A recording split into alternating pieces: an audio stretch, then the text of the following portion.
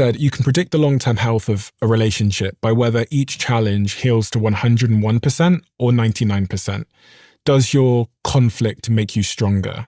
And what it's essentially saying is, like, conflict is guaranteed in life, but the thing that's going to turn your conflict into a strengthened relationship or a weakened one is how you deal with it. And that's all predicated on communication. And so if we can just teach people how to communicate, if we can become better communicators, which is both a function of speaking and listening, and I guess curiosity, then all of these downstream challenges and misunderstandings would have a chance of being solved for. And I think about this so often. I often think, okay, how I'm communicating with my partner currently is really going to determine whether we have an argument in 2 years' time, or a year's time, or 6 months' time. Does she feel safe expressing a problem? How do I receive the problem, even when it feels like I'm being blamed? And vice versa.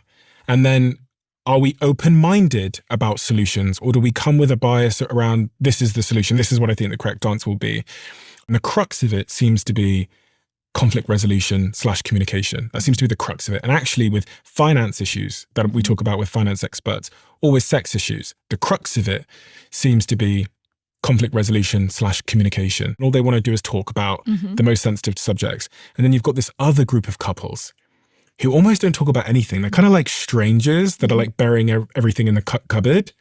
And they think burying it in the cupboard means that it's out of sight, out of mind, and it's not impacting anything. Any problem buried rears its head in unexpected ways. And, I'm thinking of one particular friend of mine who was in a relationship for 14 years, had a baby, they kind of stopped having sex, didn't really talk about it. They become like parallel lines that are drifting apart. And they get, several years later, go, what happened? What happened to our relationship? And for you to see it in this, you can help so many people, because I think these are the fundamentals. How do we teach young people and old people that conflict resolution is important, and intimacy and vulnerability are important?